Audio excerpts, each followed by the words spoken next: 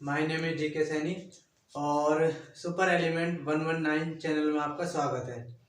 आज हम इस वीडियो में बात करने वाले हैं स्टोमेटा यानी रंध्र के बारे में। रंध्र की संरचना और उसके प्रकार टाइप के बारे में बात करेंगे और रंध्र बेसिकली इनका जो फंक्शन है, कार्य है, वो क्या है। तो चलिए शुरू करते हैं वीडियो को बिना टाइम गंवाए हुए। अगर आपने हमारा चैनल अभी तक सब्सक्राइब नहीं किया है तो प्लीज़ सब्सक्राइब कर लें ताकि जो नेक्स्ट वीडियो है उनका नोटिफिकेशन आप तक पहुंच सके। तो चलिए शुरू करते हैं रंध्र की संरचना के बारे में। तो पहले बता देता हूँ रंध्र पाए कहाँ जाते हैं। तो सामान्यतः रंध्र जो होते हैं पत्तियों की जो एपिडर्मिस होती है, पत्तियों की एपिडर्मिस तथा तने की जो एपिडर्मिस होती है उस पर क्या पाए जाते हैं दोस्तों, और रंध्र उपस्थित होते हैं। जबकि जो जड़ें होती हैं उनकी एपिडर्मिस पर रंध्र या स्टोमेटा नहीं पाए जाते। तो पहली जो बात है वो है तने तथा पत्तियों की जो एपिडर्मिस होती है दोस्तों, क्या होती है एपिडर्मिस। एपिडर्मिस पर क्या होते हैं, ये उपस्थित होते हैं। जबकि इंपॉर्टेंट पॉइंट है, जड़ की जो एपिडर्मिस होती है, जड़ की एपिडर्मिस पर रंध्र क्या होते हैं दोस्तों, पर स्टोमेटा रंध्र अनुपस्थित होते हैं। तो ये ध्यान रखनी बात, पहली बात तो ये आपको ध्यान रखनी है कि जो जड़ होती है उसकी जो एपिडर्मिस होती है उस पर रंध्र जो होते हैं अनुपस्थित होते हैं। जबकि जड़ और तने पर की जो एपिडर्मिस है उस पर पाए जाते हैं। तो जड़ की स्ट्रक्चर कैसी होती है तो उसके बारे में समझने की कोशिश करते हैं। तो सामने आपके एक रंध्र की संरचना दे रखी है। तो जैसा कि आपको बताया, रंध्र दिन के समय खुले रहते हैं सामान्यतः पादपों में और रात के टाइम पे बंद हो जाते हैं। लेकिन आगे बात करेंगे, कुछ पादप ऐसे भी हैं जिनमें रंध्र रात के टाइम पे खुलते हैं, दिन में बंद रहते हैं। तो पहले स्ट्रक्चर के बारे में बात कर लेते हैं। तो ये एक रंध्र की संरचना है। जैसा कि तुम्हें पता है, रंध्र को ये स्टोमेटा है, रंध्र है, और रंध्र को घेरे हुए ये कुछ सेल्स आपको दिख रही है, कोशिकाएं, ये वाली, ये रंध्र स्टोमेटा आपका, और इसको घेरे हुए कुछ संरचना आपको एक सेल्स दिख रही है। एक सेल्स इधर है इसके और एक सेल्स ये वाली पूरी।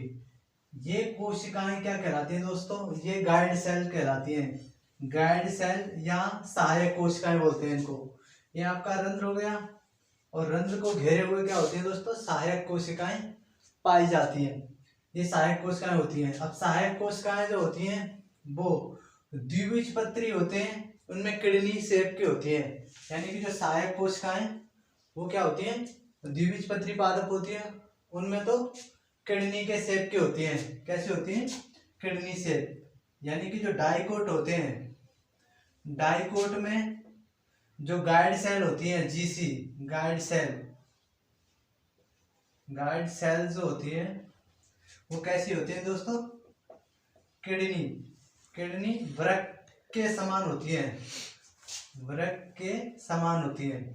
जबकि जो मोनोकोट होते हैं यानी कि एक बीजपत्री, मोनो जो कोट होते हैं यानी कि एक बीजपत्री पादप होते हैं, उनमें जो गाइड सेल होती हैं या रक्षक कोशिकाएं बोलते हैं इनको हिंदी में, रक्षक कोशिकाएं होती हैं, वो डंबल शेप होती हैं।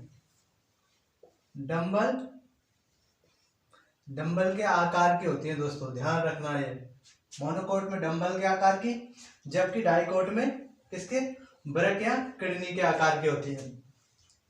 फिर इन गाइड सेल्स में पाया क्या जाता है, इन गाइड सेल्स में ये आपको दिख रहे हैं, ये क्लोरोप्लास्ट होते हैं। क्या होते हैं दोस्तों, क्लोरोप्लास्ट। तो गाइड सेल्स या जो रक्षक कोशिकाएं उनमें क्या पाए जाते हैं दोस्तों, जीसी में क्लोरोप्लास्ट पाए जाते हैं। क्लोरोप्लास्ट पाए जाते हैं दोस्तों। और ये क्या करते हैं, ये फोटोसिंथेसिस का कार्य करते हैं, प्रकाश संश्लेषण का कार्य करते हैं। लेकिन इनसे जो होने वाला जो प्रकाश संश्लेषण है वो पोर फोटोसिंथेसिस, कमजोर प्रकाश संश्लेषण होता है इनसे। तो ये जो क्लोरोप्लास्ट होते हैं जो जीसी में गाइड सेल्स में पाए जाते हैं, ये पोर फोटोसिंथेसिस करते हैं,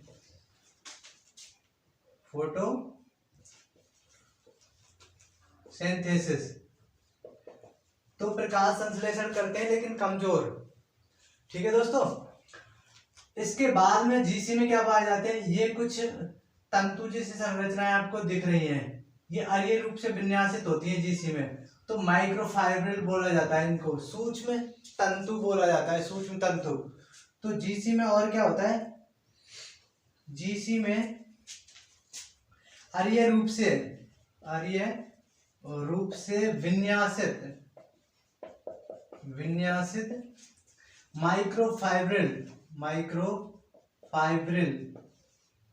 माइक्रोफाइब्रिल या सूक्ष्म तंतु पाए जाते हैं दोस्तों।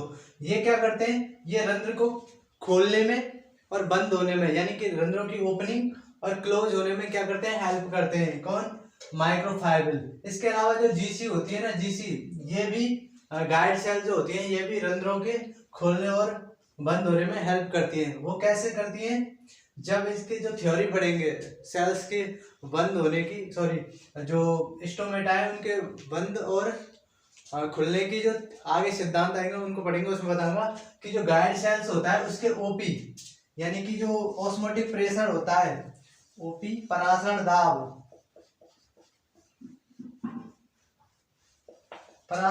ऑस्मोटिक जो प्रेशर होता है उसमें क्या होता है, परिवर्तन होते हैं। उसकी वजह से क्या होता है, ये गाइड सेल्स के ओपी में जैसे ही चेंज होता है तो रंध्र क्या होते हैं, खुलते और बंद होते हैं। तो बेसिकली रंध्रों के खुलने या बंद होने की क्रिया को कौन नियंत्रित करता है, गाइड सेल का जो ओपी होता है, ऑस्मोटिक प्रेशर होता है, परासरण दाब होता है, वो नियंत्रित करने का कार्य करता है। तो ये हम उसमें पढ़ेंगे जब रंध्रों के खुलने और बंद होने की क्रियाविधि पढ़ेंगे या सिद्धांतों को पढ़ेंगे। फिर उसके बाद दोस्तों ये जो गाइड सेल होती हैं, इनको घेरे हुए कुछ और कोशिकाएं होती हैं जिनको सहायक कोशिकाएं कहते हैं। ये गाइड सेल हो गई। अब इनको घेरे हुए कुछ इस तरह की सेल्स हैं, ये चारों तरफ, इन गाइड सेलों के चारों तरफ जो सेल्स दिख रही हैं, ये वाली, इनको बोला जाता है सब्सिडी सेल या फिर एक्सेसरी सेल, सहायक कोशिकाएं। ये सहायक कोशिकाएं एपिडर्मल, असल में बेसिकली ये एपिडर्मल क्या होती है, सेल्स होती हैं, और यानी कि गाइड सेल्स को घेरे हुए कुछ एपिडर्मल कोशिकाएं पाई जाती हैं, और इन एपिडर्मल कोशिकाओं को सब्सिडी सेल या एक्सेसरी सेल या सहायक कोशिकाएं कहते हैं।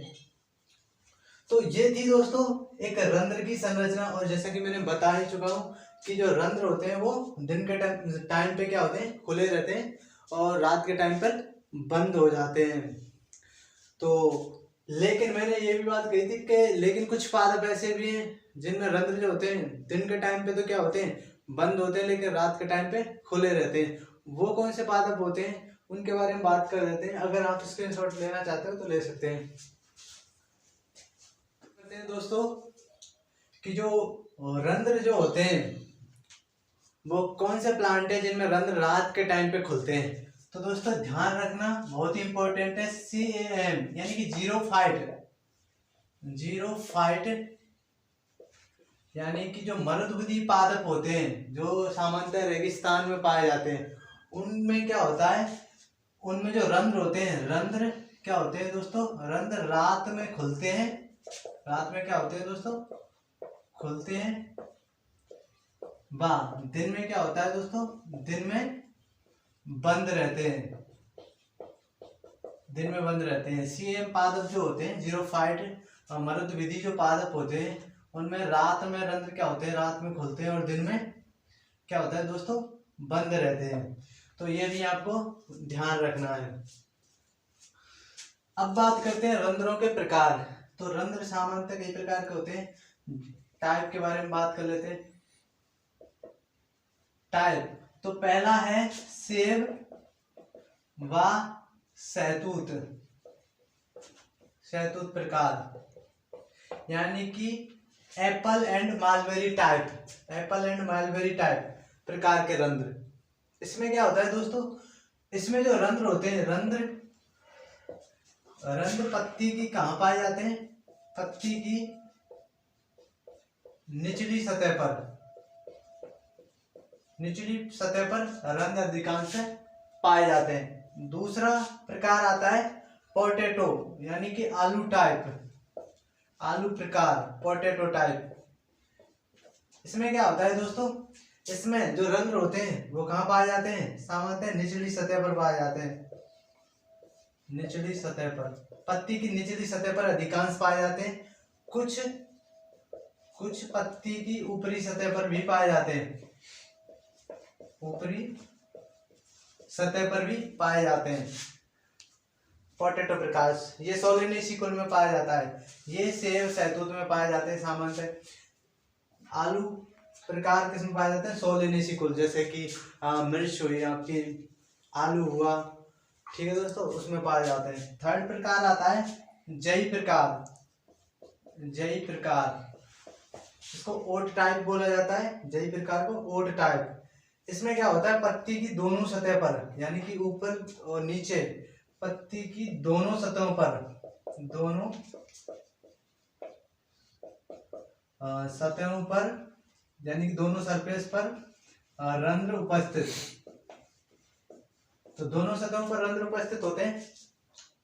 और फोर्थ टाइप आता है आपका वाटर लिली टाइप, यानी कि जल लिली टाइप, जल लिली प्रकार। ये जई टाइप सामान्यतः, जई टाइप क्या होते हैं, पत्ती की दोनों सतहों पर रंध्र पाए जाते हैं, तो वो जई टाइप हो गया, जैसे कि जई या ओट में पाए जाते हैं। जल लिली या water lily type, water lily type, इसमें क्या होता है दोस्तों, इसमें पत्ती की ऊपरी सतह पर रंध्र पाए जाते हैं। कहां पर पाए जाते हैं, पत्ती की ऊपरी सतह पर रंध्र। तो पत्ती की ऊपरी सतह पर रंध्र पाए जाते हैं।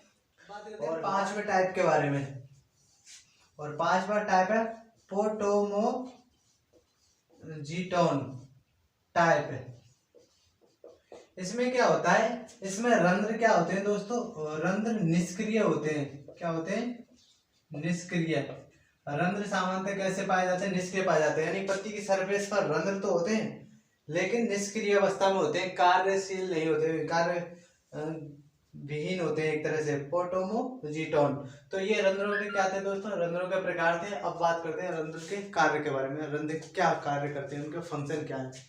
अब बात करते हैं रंध्र के कार्य के बारे में। रंध्र फंक्शन क्या होते हैं इसके, तो कार्य, तो महत्वपूर्ण कार्य नंबर 1, रंध्र क्या करते हैं दोस्तों, गैसों के एक्सचेंज, गैसों के विनिमय सहायक होते हैं, विनिमय में सहायक होते हैं। तो ये गैसों के, और गैसें भी कौन सी, गैसों सामान्यतः O2 व CO2, गैसों के विनिमय, एक्सचेंज, विनिमय में सहायक होते हैं। अब गैसों का विनिमय होता है, इसी वजह से क्या करते हैं दोस्तों, प्रकाश संश्लेषण में सहायक है। गैसें जब रंध्रों के जरिए गैसें प्लांट के अंदर जाएंगी तभी तो क्या होगा, फोटोसिंथेसिस होगा ना। तो दूसरा क्या है, प्रकाश संश्लेषण में, प्रकाश संश्लेषण में जैसा कि हमने बताया क्लोरोप्लास्ट पाए जाते हैं गार्ड सेल्स में, जो पोर फोटोसिंथेसिस करते हैं। तो प्रकाश संश्लेषण में सहायक, प्रकाश संश्लेषण में भी क्या करते हैं दोस्तों, हेल्प करते हैं।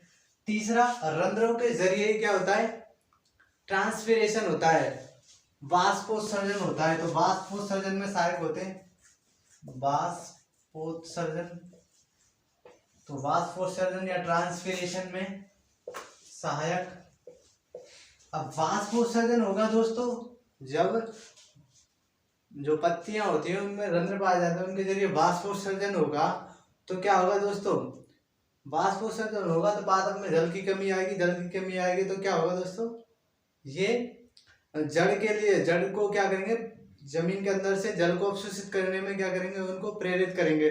तो जल के अवशोषण में भी सहायक होते हैं, जल के अवशोषण में, जल अवशोषण में। पांचवा, रसारोहण, एसेंट ऑफ सैप में भी क्या करते हैं, हेल्प करते हैं। तो रसारोहण में भी क्या करते हैं, हेल्प करते हैं। रसारोहण क्या होता है इसके बारे में भी अपन वीडियो बनाएंगे। तो पहला गैसों के विनिमय में, दूसरा प्रकाश संश्लेषण में, तीसरा वाष्पोत्सर्जन में, ट्रांसपीरेशन में, चौथा जल के अवशोषण में एब्जॉर्बेशन ऑफ वाटर, और लास्ट है रसारोहण, एसेंट ऑफ सैप में भी क्या करते हैं, मदद करते हैं। तो ये था दोस्तों रंध्र और रंध्र की संरचना, प्रकार और उनके कार्य एवं फंक्शन के बारे में। तो कमेंट्स में जरूर बताएं दोस्तों वीडियो कैसी थी। ये सेकंड ग्रेड या रीट या फिर कोई भी कॉम्पिटिटिव एग्जाम हो, सभी के लिए ये वीडियो हेल्पफुल है। तो थैंक यू दोस्तों, जय हिंद जय भारत।